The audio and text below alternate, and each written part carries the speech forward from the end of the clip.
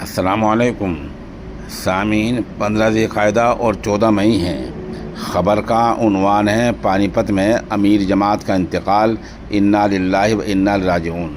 خبر کے لیے وہیں سے مخدوم صاحب سے مولانا عابد سیف اللہ قاسمی اور کابل باغ سے مولانا شاہ نظر ہمارے رابطے میں ہیں۔